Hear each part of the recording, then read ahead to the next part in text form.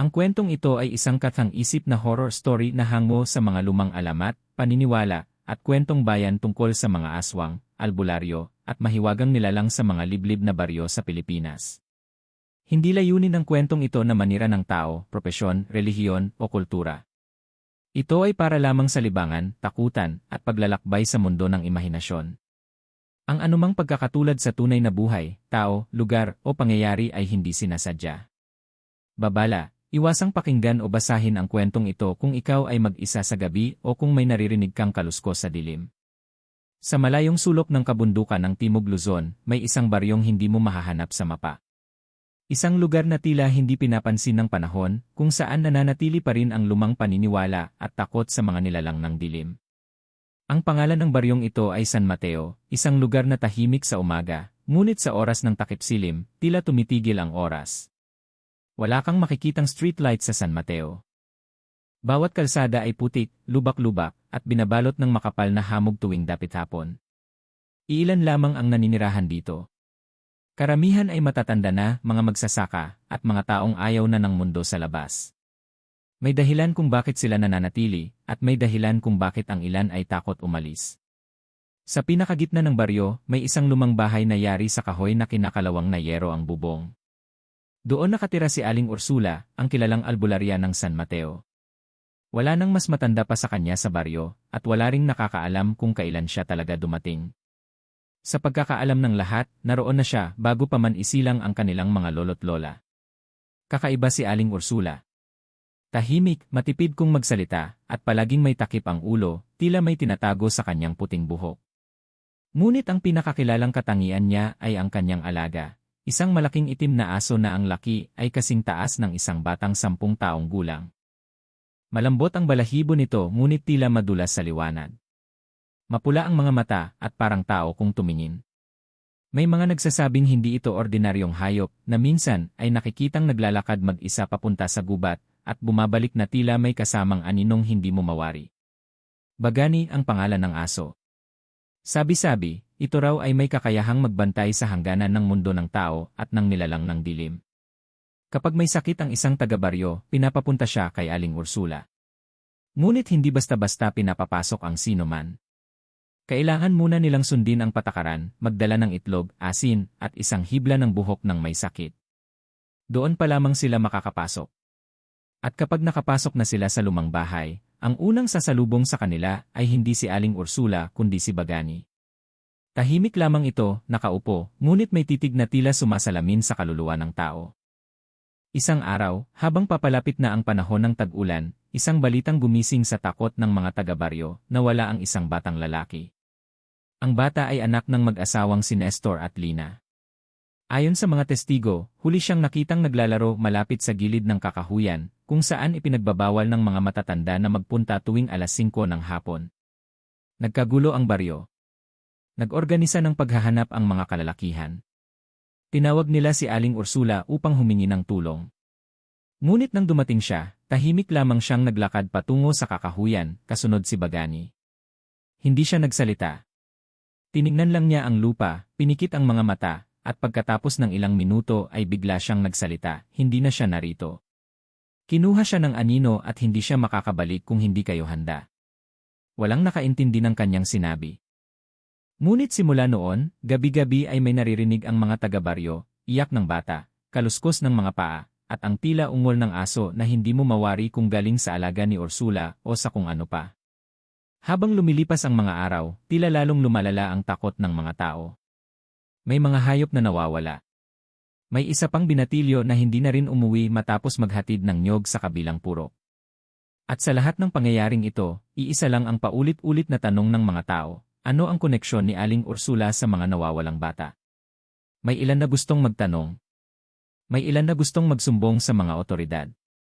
Ngunit hindi sila makalabas ng baryo. Ang kalsadang papalabas ay palaging binabaha kahit hindi umuulan. At tuwing may susubukang umalis, palaging sinusundan sila ni Bagani.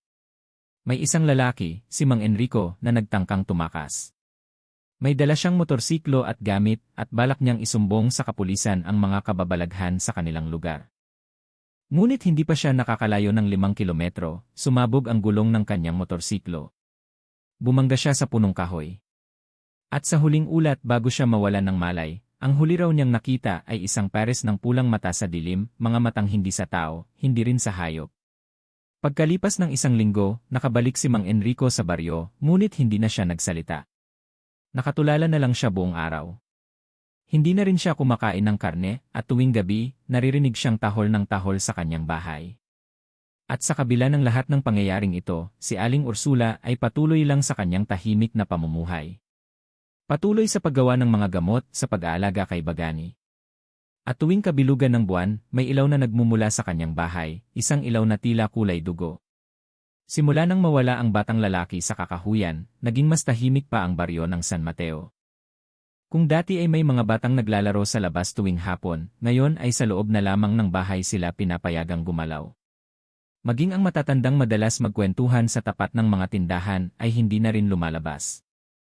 Lahat sila'y tila binabalot ng hindi maipaliwanag na takot. At ang pinagmumula ng takot na ito, walang iba kundi si Aling Ursula at ang kanyang malaking itim na asong si Bagani. Noon pa man, hindi na ordinaryo si Bagani sa paningin ng mga taga-baryo. Hindi lang ito malaki, kundi tila tao kung kumilos, alam nito kung kailan titigil, kung kailan lalapit, at kung kailan manliligid. Hindi ito tumatahol ng walang dahilan. Minsan, maririnig mo ang kanyang mababang ungol, tila isang babala.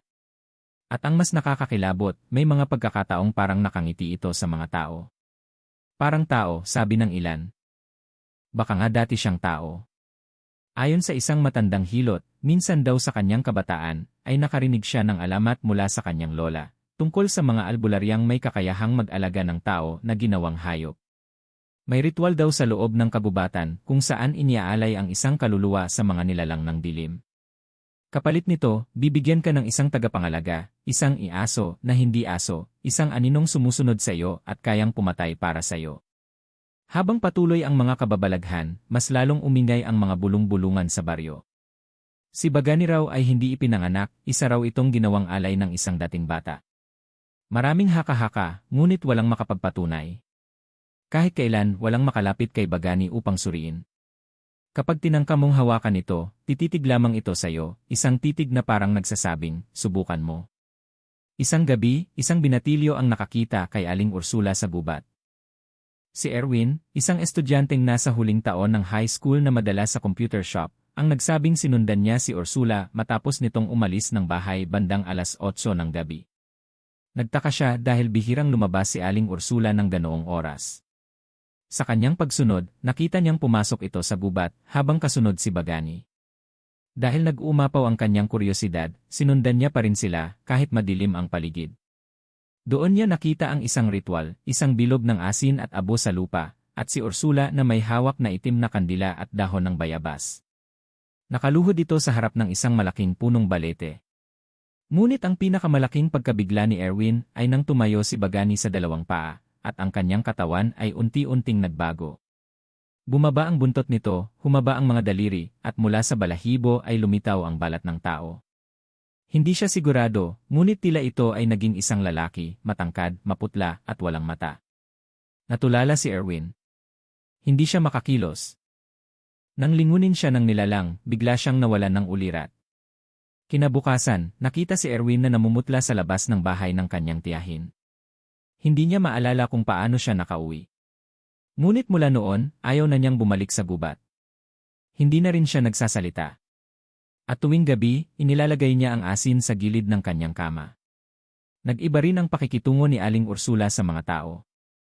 Kung dati ay tumatanggap siya ng pasyente araw-araw, ngayon ay paminsan-minsan na lang. Hindi na rin siya lumalabas ng bahay maliban kung may patay o may bagong nawawala.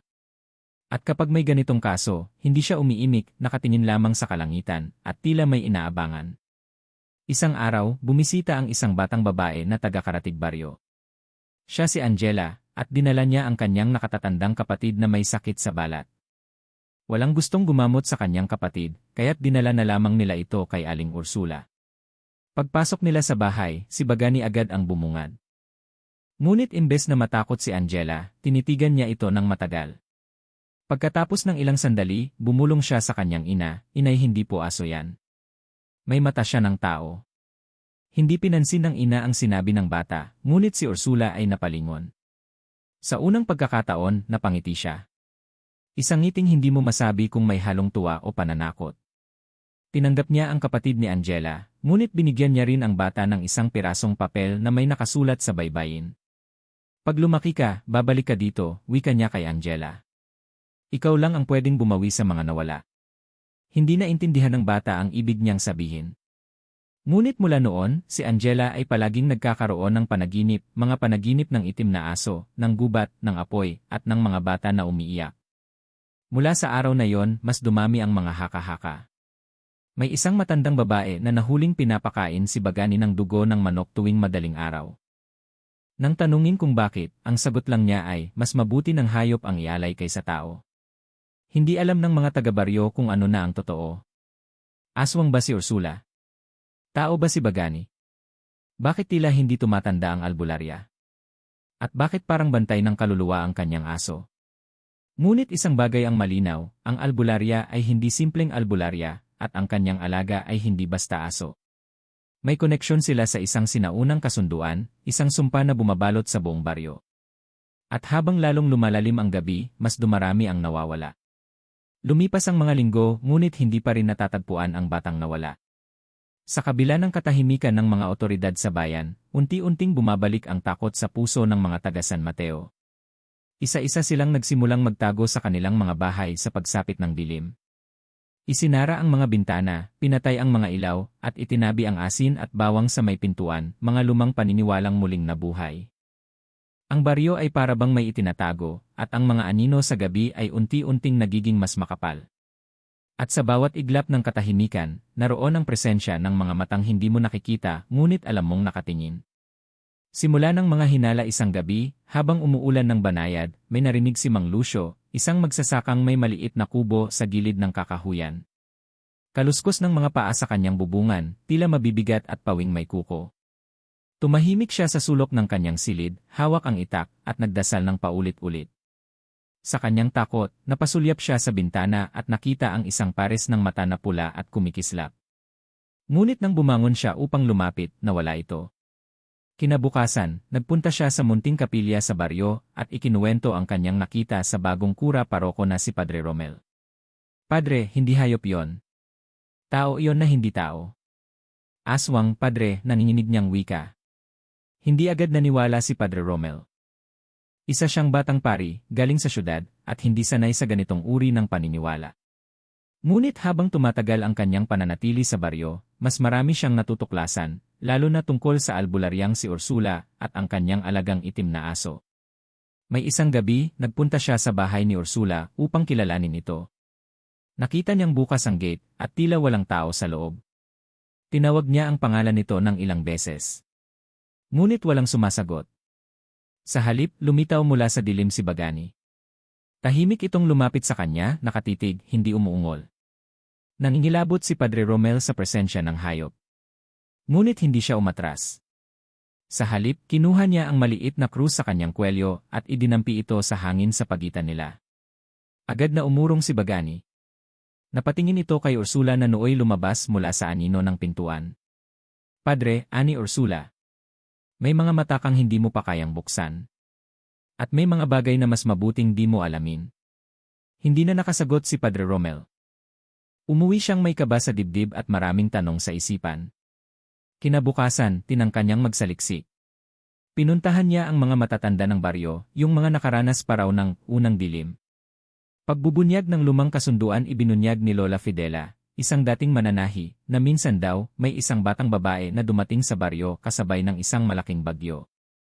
Basang-basa siya, duguan, at may hawak na itim na tuta. Walang makapagsabi kung saan siya galing, ngunit kinupop siya ng isang pamilyang walang anak. Makalipas lang ang isang taon, nasunog ang buong bahay ng pamilyang iyon at ang batang babae lamang ang nakaligtas. Mula noon, hindi na siya umalis sa baryo.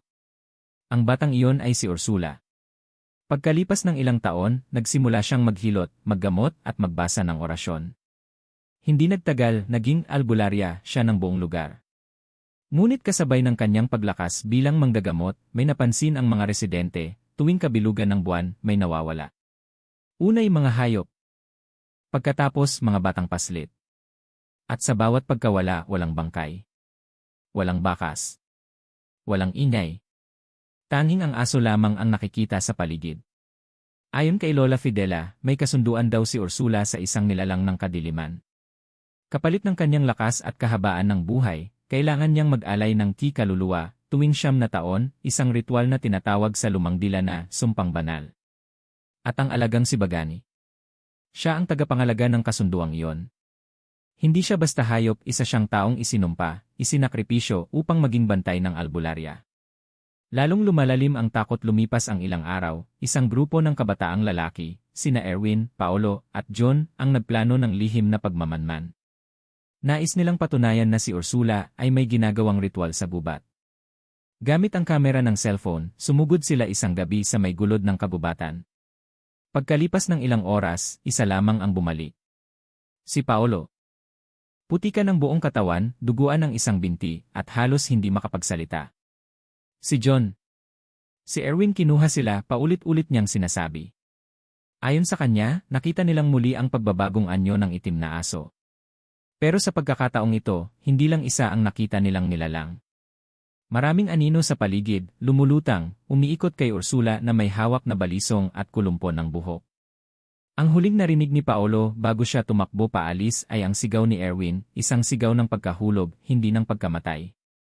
Wala nang nakausap si Paolo. Sumunod na araw, nawalan siya ng boses. Ayon sa doktor, walang sira sa kanyang lalamunan. Ngunit ang mga mata niya ay tila nakakakita pa rin ng anino kahit umaga. Pagtanong ng mga baryo dumami ang mga tanong. Marami na ang naglalakas ng loob. May ilan na gustong sugurin ang bahay ni Ursula. Ngunit tuwing may balak ang mga tao, may isa sa kanila ang tinatamaan ng kakaibang sakit, namumutla, nilalagnat, at nananaginip ng itim na mata.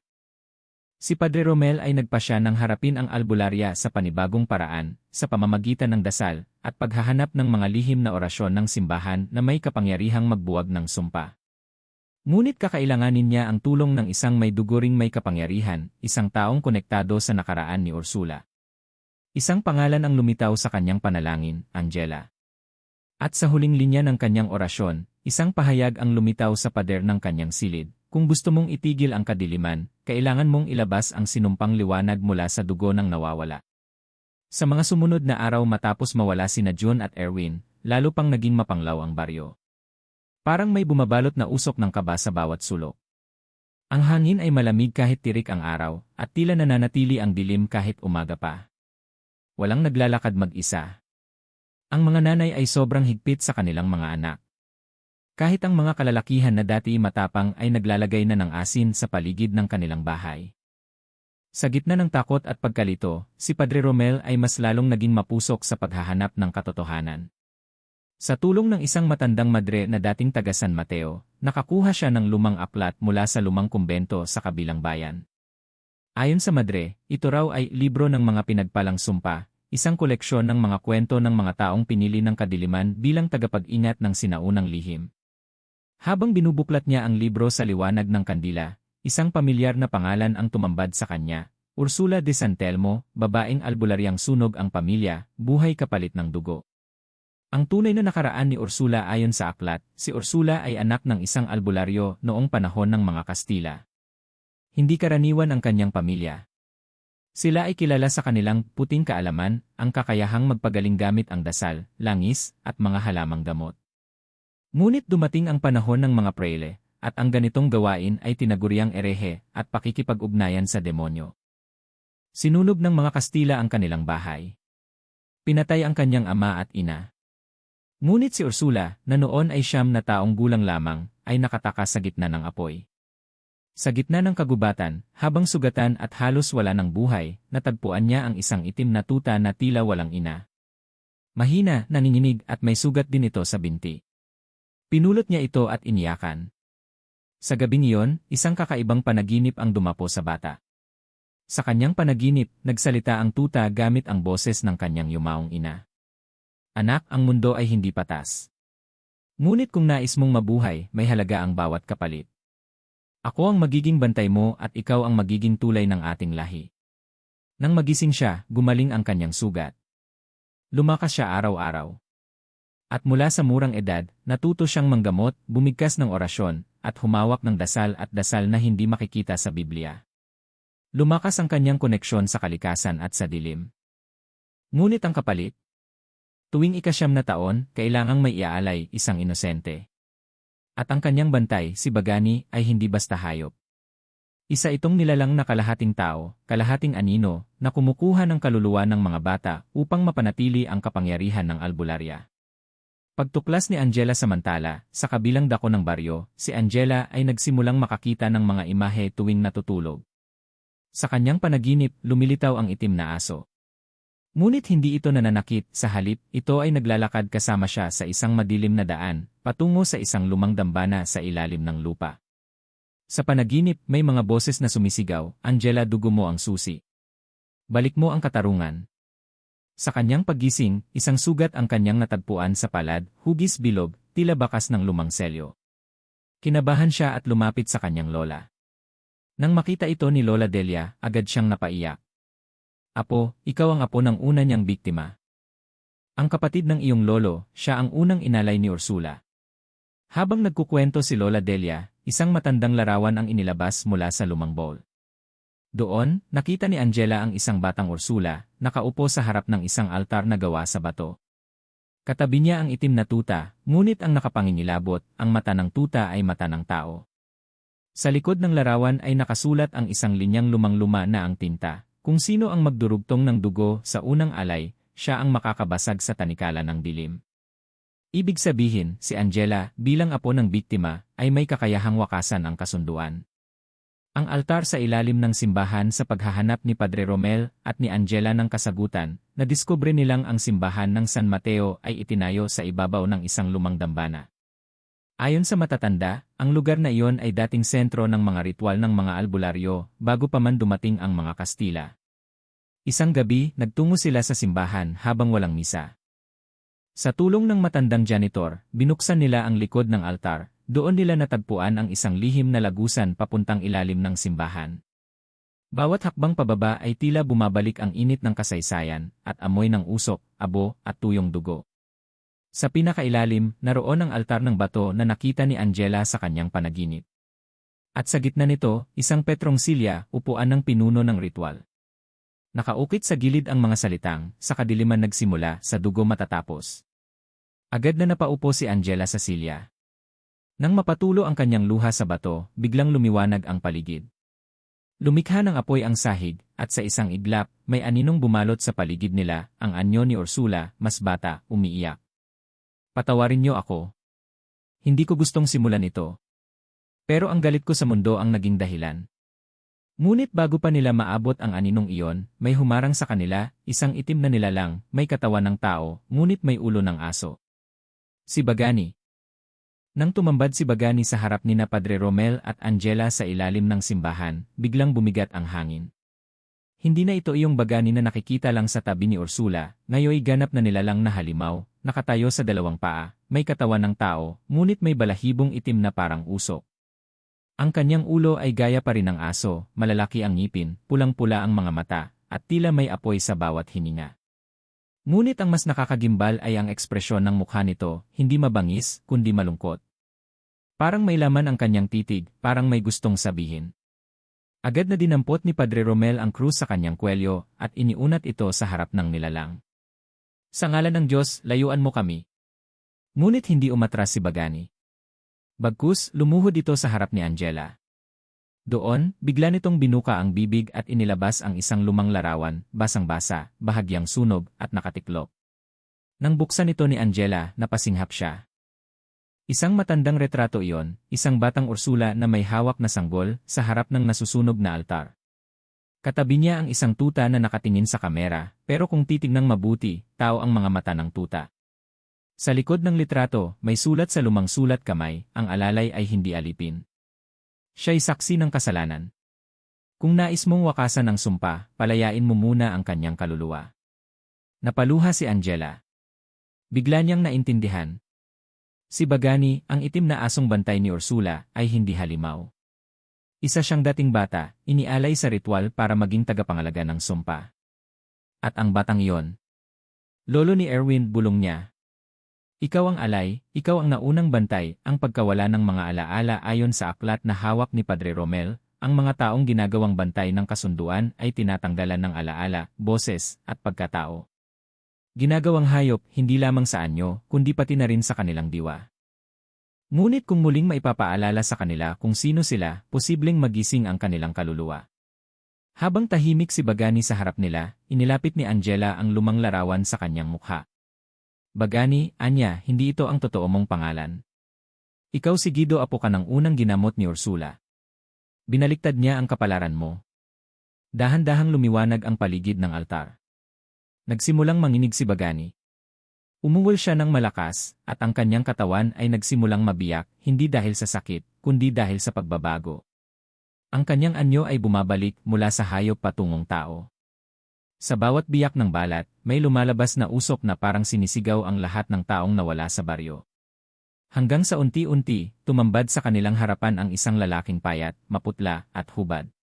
Nakakuyom ang kanyang mga kamao, at ang kanyang mga mata, bagamat wala pa ring boses, ay puno ng luha.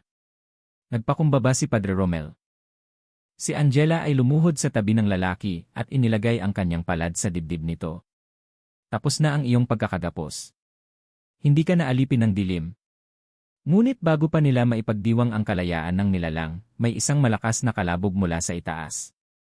Umalinggaw ang tunog ng mga kaldero, yero, at nahuhulog na bato. Nagsimula nang gumalaw ang simbahan. Ang galit ni Ursula sa gitna ng lindol, mula sa gitna ng altar ay lumitaw ang espiritu ni Ursula. Hindi na siya matanda, ngayon ay mukhang batang babae, gaya ng unang nakita sa larawan. Ngunit ang kanyang mga mata ay itim, at ang kanyang buhok ay lumulutang sa ere na parang usok. Bakit mo siya ginising? Galit na bulong ni Ursula. Siya ang tagapagtanggol ng kasunduan. Pinrotektahan niya ang baryo sa mga nilalang ng mas malalim pang dilim.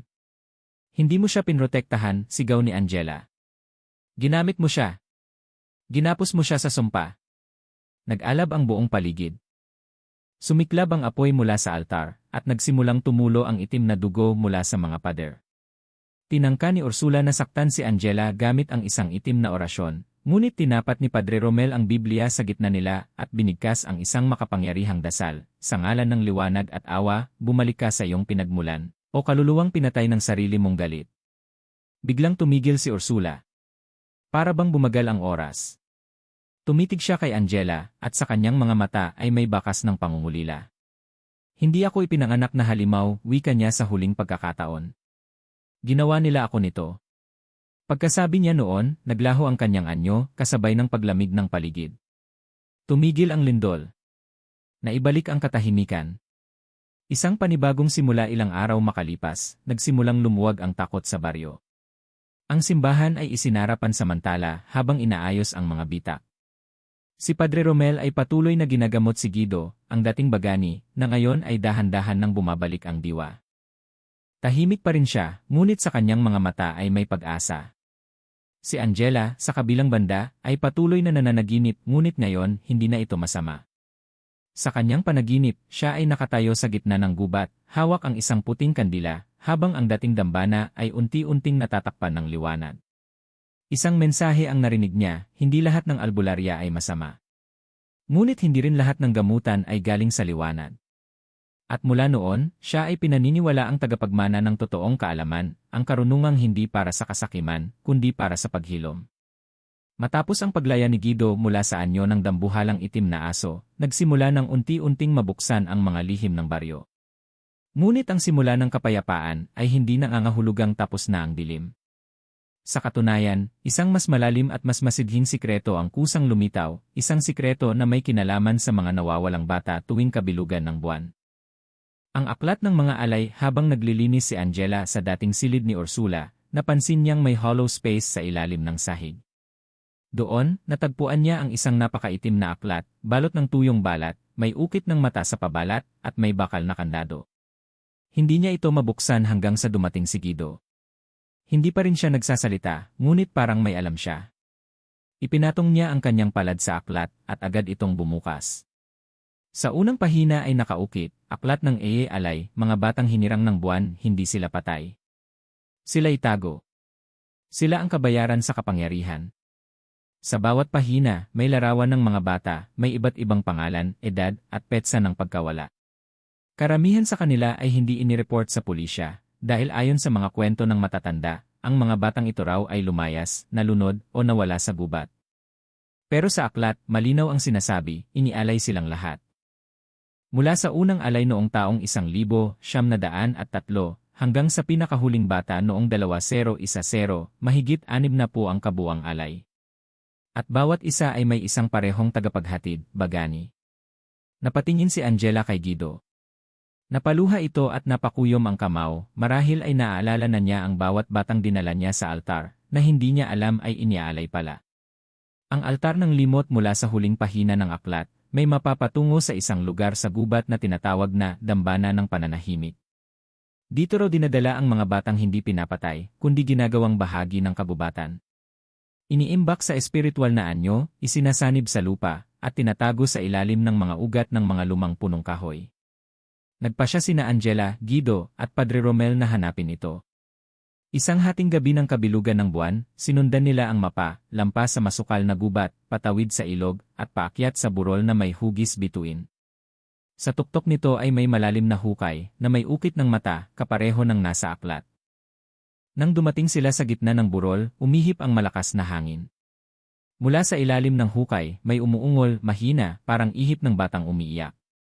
Bumukas ang lupa, at isang liwanag ang kumalat. Sa ilalim ng hukay, nakita nila ang mga espiritu ng mga bata, hindi multo, kundi mga anyong liwanag. Nakatingin ang mga ito kay Angela. Hindi sila galit, hindi rin sila masaya, parang naghihintay. Ang gintong rosaryo ibinigay ni Guido kay Angela ang isang luma at kalawangin na rosaryo. Ito, anya, ang ginamit ni Ursula noong una niyang inalay ang bata. Kung ito rin ang gagamitin sa ritual ng pagpapalaya, maaaring makabalik sa liwanag ang mga bata. Pinagtagni-tagni ni Padre Romel ang mga salitang Latin mula sa aklat at Biblia. Hinanda nila ang altar sa gitna ng hukay, pinatay ang mga ilaw, at nagsindi ng isang itim na kandila. Habang binibigkas ang panalangin, unti-unting lumiwanag ang rosaryo sa kamay ni Angela. Nagsimula ring gumalaw ang mga anino ng bata, tila sumasayaw sa hangin, lumalapit sa liwanag ng rosaryo. Isa-isang humahawak sa kanyang balikat, kamay, at dibdib, parang nagpapasalamat o humihingi ng paalam. Sa ngalan ng Ama, ng Anak, at ng Espiritu Santo ipanumbalik ang mga inosenteng kinitil ng kasakiman, isang malakas na liwanag ang sumabog mula sa rosaryo. Napaluhod silang lahat. Nang dumilat sila, wala na ang mga espiritu. Sa lupa ay naiwan ang mga laruan, sapatos, at retaso ng mga gamit ng bata, patunay na sila'y naroon nga. Hindi sila namatay ng marahas. Kinulong sila sa katahimikan. Ngunit ngayon, sila'y malaya na.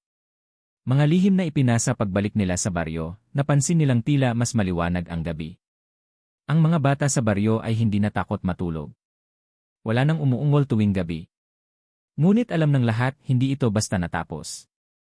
Lumapit ang isang matandang babae kay Angela. Isa siyang dating albularya rin, tahimik lamang sa baryo sa loob ng ilang taon. Hindi lahat ng itim ay masama, wika ng matanda. At hindi lahat ng puti ay dalisay.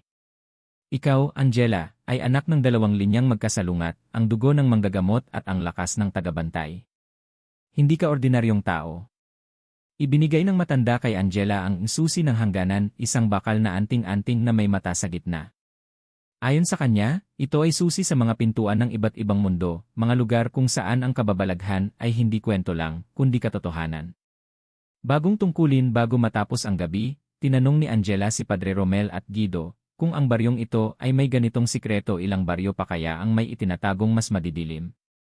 Walang sumagot. Ngunit malinaw ang mensahe, hindi pa ito ang katapusan. Ito pa lang ang simula ng kanyang panibagong tungkulin, ang pagbubunyag ng katotohanan, pagwawasak ng mga sumpa, at paglaya ng mga kaluluwang nakakadena. At sa bawat lugar na pupuntahan niya, bitbit niya ang tatlong bagay, ang aklat ng mga alay, ang gintong rosaryo, at ang susi ng hangganan. Sa pagkalat ng balita tungkol sa mga alay, espiritu ng mga bata, at ang pagpapalaya sa dambana ng pananahimik, naging usap-usapan sa mga karatig baryo si Angela, ang albularyang may dalang gintong rosaryo at asot anting-anting na bantay. Ngunit may isang lugar na tila ayaw tumanggap ng katotohanan, ang San Sebastian, isang bayan sa kabilang bundok, tahimik at relihiyoso, ngunit balot ng matinding takot sa gabing walang buwan. Ang paanyaya ni Padre Severino isang araw, dumating ang isang matandang pari, si Padre Severino, mula sa San Sebastian.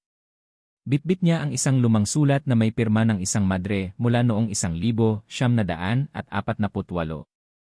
Nakasulat dito ang salitang, sa ilalim ng kumbento, may mga haling na walang pangalan.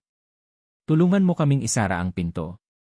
Napag-alaman nilang ang kumbento ng San Sebastian ay dating mansyon ng isang Kastilang Mahika Negra noong panahon ng pananakop at ginawang kumbento matapos ang ikalawang digmaan.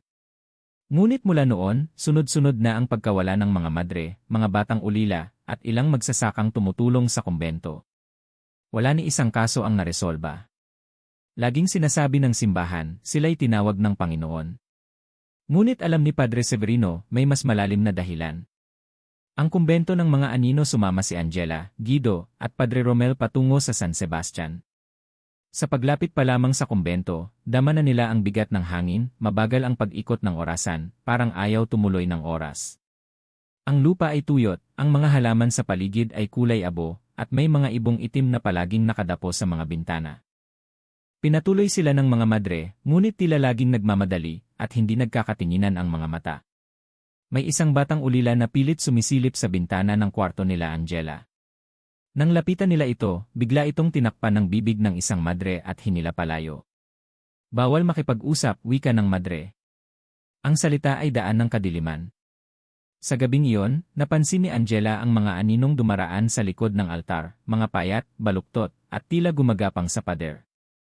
Naglakad siya kasama si Guido, gamit ang kanyang anting-anting upang buksan ang lihim na daan patungo sa basement.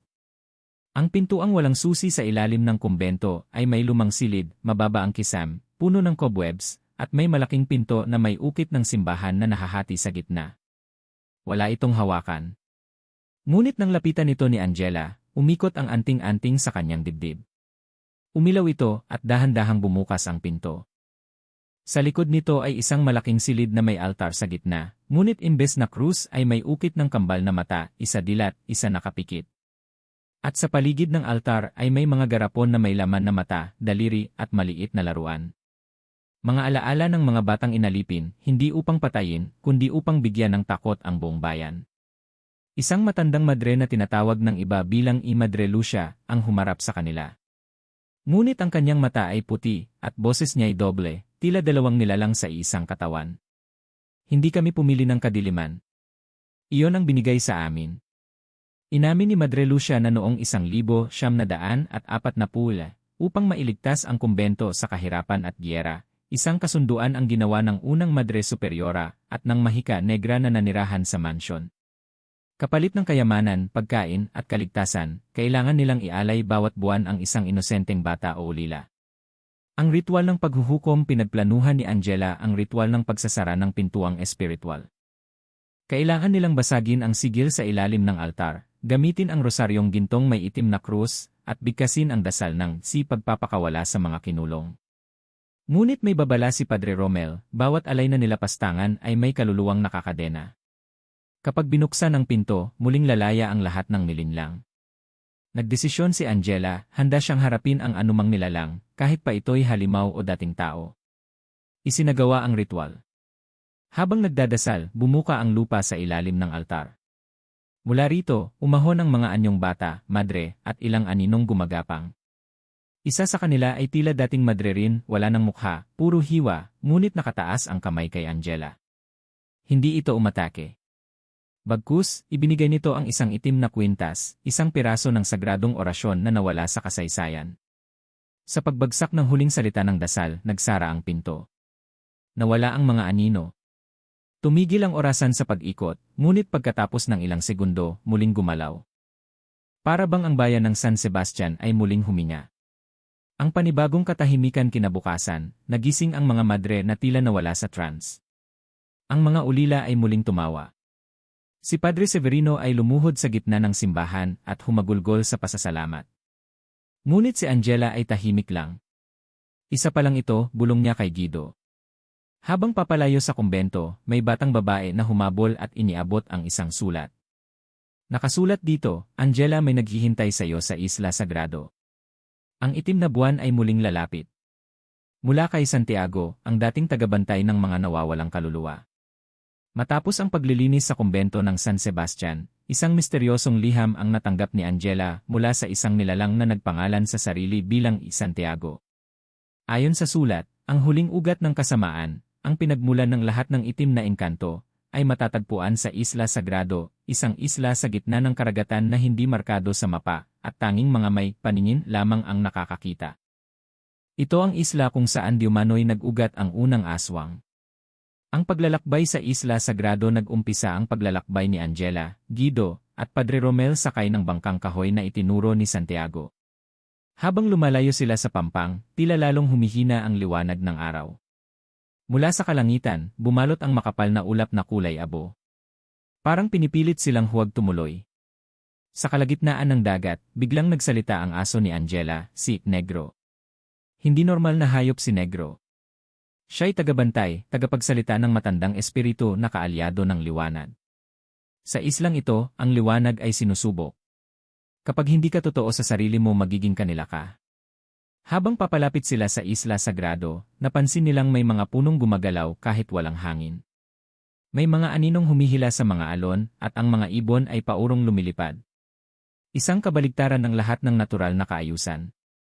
Ang bayan ng walang pangalan sa gitna ng isla, may abandonadong baryo na tila iniwanan na ng panahon. Ang mga bahay ay bato, ngunit may mga marka ng kuko, dugo, at abo. Sa isang lumang plaza ay may dambanang gawa sa bungo ng sanggol at pakpak ng paniki, isang altar ng mga unang mangkukulam. Habang nililibot nila ang isla, biglang bumukas ang lupa at lumitaw ang mga nilalang na parang pinagsamang tao, hayop, at usok. Isa sa mga ito ang tumawag sa pangalan ni Angela. Ikaw ang huling tagapagdala ng liwanag pero nilamon ka na ng dilim noon pa. Nayanig si Angela. Biglang bumalik sa kanya ang alaala, noong bata pa siya, minsang nawala siya sa kabubatan at natagpuan pagkaraan ng 3 araw. Akala ng mga tao ay ligaw lang siya, pero wala siyang alaala sa mga araw na yon. Ngunit ngayon, unti-unti niyang natatandaan. Ang lihim ng nakaraan sa isang bangin sa likod ng altar. May nakaukit na larawan, isang batang babae na may gintong rosaryo at isang itim na aso. Ngunit sa ilalim nito, may pangalan, Angela, anak ng 2 daigdig. Nalantad kay Angela ang kanyang pinagmulan, ang kanyang ama ay taong lupa, isang manggagamot na alagad ng kabundukan, at ang kanyang ina ay dating aswang na bumaliktad sa kasamaan.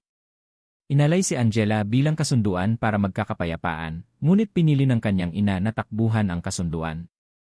Mula noon, pinaghahanap na siya ng mga matandang nilalang. Si Angela pala ay pinaghalong liwanag at dilim. Ang kanyang kapangyarihan ay hindi galing sa anting-anting o dasal lang, ito'y nasa dugo niya. At mayong nalaman ng mga nilalang sa Isla Sagrado na narito siya, nag-umpisa na ang ritual ng pagkubkob. Ang labanan ng kaluluwa sa gitna ng gabi, habang ang buwan ay naging kulay itim, nagsimula ang huling laban. Mula sa pusod ng isla, umakyat ang nilalang na tinatawag sa alamat bilang 3 mukha ng panggabing Diyos. Isa itong halimaw na may 3 ulo, ang una ay mukha ng sanggol, simbolo ng pagkawalang malay. Ang pangalawa ay mukha ng matanda, simbolo ng kasaysayan ng kasamaan. Ang pangatlo ay walang mukha, simbolo ng hinaharap na hindi pa isinisilang. Laban sa kanya, si Angela ay nagtindig ng 3 panangga, dasal ni Padre Romel mula sa krus ng Kadalisayan. Awit ng anting-anting mula sa aso niyang si Negro.